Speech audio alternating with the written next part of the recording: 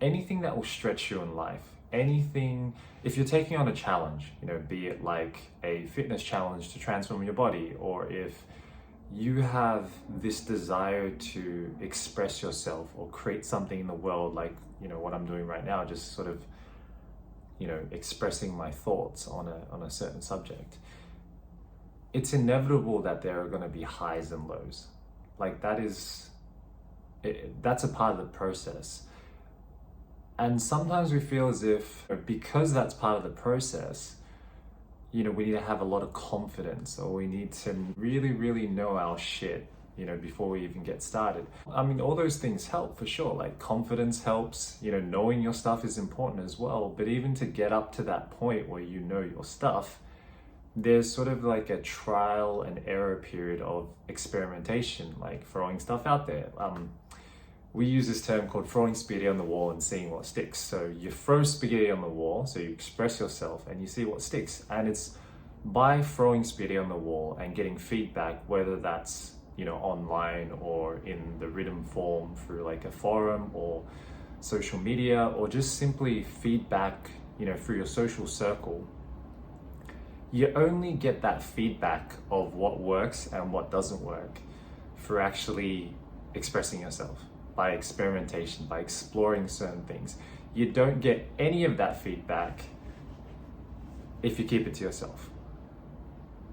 I mean, that is one way. By keeping everything to yourself and like really waiting until you feel as if you're ready to express, or you're ready to create, or you're ready to put something out there, that's a surefire way to feel secure within yourself, because you're kind of procrastinating and you're staying safe. Like you're not risking the potential of people looking at your work and going, oh, that's cringe, or that was stupid, or whatever it is, right? But at the same time, I mean, if you're an IFP, you're also going through, by not putting yourself out there, by not experimenting, by not seeing, the potential, the possibility of what's within you, through the creation process and with the help of grounding, you're gonna feel the heaviness of not taking action anyway. So like regardless of if you take action or you don't take action, you're gonna feel the resistance. So you don't take action, you take action, you will feel the resistance of the anxiety of what will happen in the unknown when you put yourself out there, right?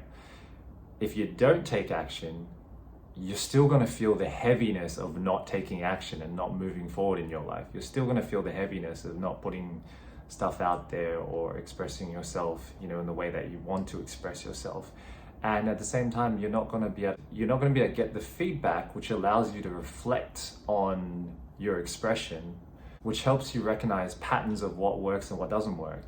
Success is a matter of staying in the game long enough to see what works and what doesn't work. It's just pattern it's Tony Robbins. I think I got it from Tony Robbins. So it's all pattern recognition, basically. And that pattern recognition comes through exploring, experimenting, testing things out, mucking about, like I said in my last video, throwing spaghetti on the wall and seeing what sticks. So if you're not sure, what it is that you want to do, or you haven't really figured out your direction or your life path, you can check out my last video where I talked about, the simple way to kind of find it, be relaxed and basically explore, muck around, and let it come to you as you proactively try different things out, in a relaxed way. Because if you're relaxed, you're much more likely to enjoy it than, if you're really trying to force your purpose out. And to come back to the thing I said about judgment, is that the way I kind of view judgment right now is, because in one of the videos I made, is that we're only ever feeling our own thinking. The thing that we fear most is our own thinking. We're afraid of our own experience, because it only ever is our own internal experience or distortion of what's happened. So let's say we put ourselves out there, or we start a fitness challenge or something, and we have a setback or we make a mistake. It's not so much the pain, the emotional pain that we experience itself, it's what we add onto it, the distortion that we add onto it. It's our subjective experience of the mistake that we make. And even like if we do get sort of, feedback in the form of judgment, like someone calls you out and says, that's really stupid, or that's really cringy. someone can't put a feeling in you. You know, someone cannot transfer like, oh, you're cringe and then you're stupid. And then all of a sudden you receive that as I'm stupid. You actually have to believe that and create that within yourself in order to, you know, identify it and make it into a thing. So when you understand that we're only ever feeling our own thinking, then we can take feedback, whether it's, you know, positive, neutral, or just completely like negative and kind of like hateful, spiteful. We can realize that like the way we perceive it and the way we feel about it is really our own thinking. And to add on to that as well is like when you see someone that's kind of giving you negative feedback or like projecting something onto you, you can kind of, if you're coming from a grounded space, you can kind of really see where this person's coming from. Like what must they be going through in order to get their, you know, to tickle their fancy or get their kicks out of life by coming online and wasting their time by, you know, judging someone else. Usually for me, right? So if I read a post that I don't necessarily like resonate with or I feel is a bit, you know, whatever, I just like keep going. Like I look at it from like a neutral standpoint. It's kind of like, you know, when you're dating, right? Let's say you're using one of those dating apps, yeah, and you're like swiping right and left, right? I don't know about you, but for me, like if I was using a dating app and there was someone that I wasn't attracted to or wasn't my type, I would just like swipe left or right, whichever one it is, right? I would just swipe left and be like, okay, moving on.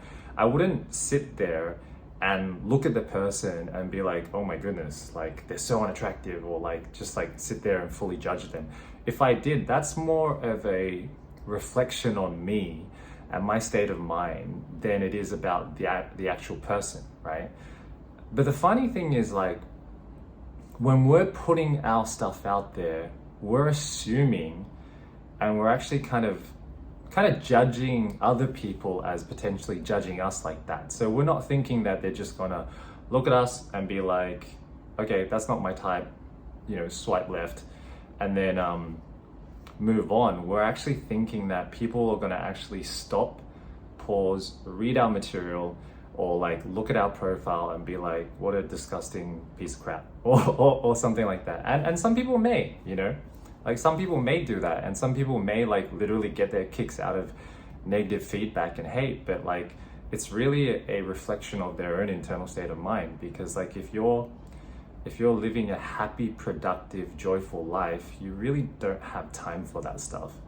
You know, like you wouldn't do that, because you know what your state of being is joyful. So you just wouldn't go online and be hateful for people. You may not like how they look or disagree with what they've expressed, but you know, you just kind of like move on and live your life. You wouldn't be like that. So when I had that sort of realization and understanding, and that take on judgment, it really helped with sort of normalizing it, you know, or like neutralizing, or trying to understand other people and where people are coming from, which really helps.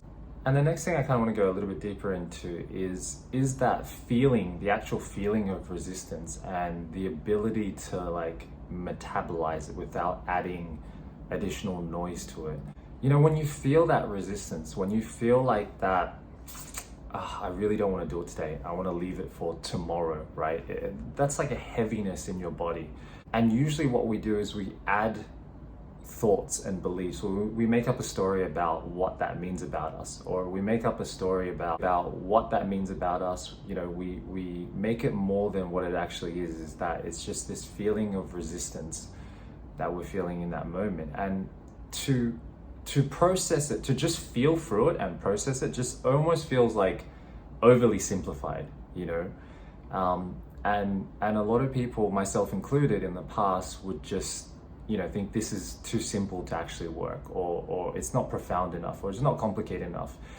But what I've found through the years of coaching and for practicing this is, if you can actually sit with the emotion and really feel the resistance, and you can watch the noise that's happening in your head but not engage with it, not identify with it, and not like, you know, make it into a story about what it means about you or where you are in life and so on and so forth. If you could just metabolize it and be with it, your mind will settle. And even if it, like, regardless of your state of mind, if it settles or doesn't settle, you can keep moving forward. Like my mind can tell me like I'm a piece of crap, I don't know anything, I have no knowledge, but I can keep moving forward. Like I can keep putting pen to paper, I can keep speaking and talking through this, until I find, like, as you talk, you kind of get an idea of what you want to say and like what makes sense and what doesn't make sense, and you kind of build a momentum as a flow as you keep moving forward. For something like this, it's a bit harder because like I'm freestyling, but if I'm writing something, like I'm writing a book right now, and I'm also just writing my insights every single day, the flow comes through the action. So like you do the thing and then the power comes.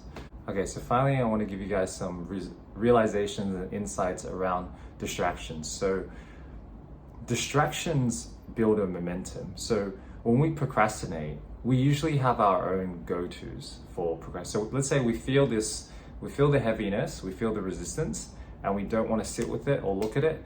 Then what do we usually do in order to get away from that resistance, right? Is we go to a distraction. Think about like if you've been in a relationship and you're a bit younger and you've broken up with an ex-girlfriend. We don't usually want to sit with that discomfort of heartbreak. We don't want to sit with the feelings that are like kind of swirling up in our body and pulling us left and right, and just like feel like we're dying basically. Like we will do anything to get away from that feeling. We'll like call our friends, we'll go out and party, we'll think about it constantly, continuously make stories about what happened, what they did right, what we didn't do right, what we did right, what they did wrong, so on and so forth. We just make a mess out of it, right? So this is kind of for anything. Like when we're procrastinating on something, we usually all have go-tos, be it like playing games or drinking alcohol or taking drugs or watching movies, watching Netflix for like hours upon hours. But the thing is that builds a momentum. So when you allow these distractions to happen, continuously and unconsciously, you build neural pathways in your mind, which is basically whenever you feel the resistance, and want to procrastinate, you're gonna get immediate joy and pleasure from Netflix, drugs, alcohol, pornography, whatever it is, right? Your go-to is just gonna be like here, ready for you, and you're gonna get a result out of it because it's immediate, So Tony Robbins says, what we'll ever do is to avoid pain and gain pleasure. And that's a great example right there. So we're avoiding the pain of the resistance that we're feeling to taking action on what we actually know is meaningful for us and will move our lives forward. And we're going towards the pleasure of the instant gratification that comes from, the distraction. And to sort of add on top of that, there's that conditioned habitual go-to, because we've done it time and time and again.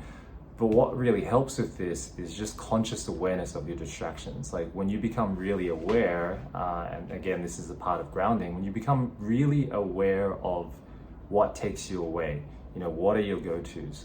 What is your instant, pleasure that you go to because you're not willing to face the inevitable pain that will come up, inevitable resistance and pain that 100% sure will come out as you are stretching yourself and finding your edge, as you are trying to improve yourself in terms of skill set or, whatever it is in your life, be it your dating life, your fitness life, your career, so on and so forth.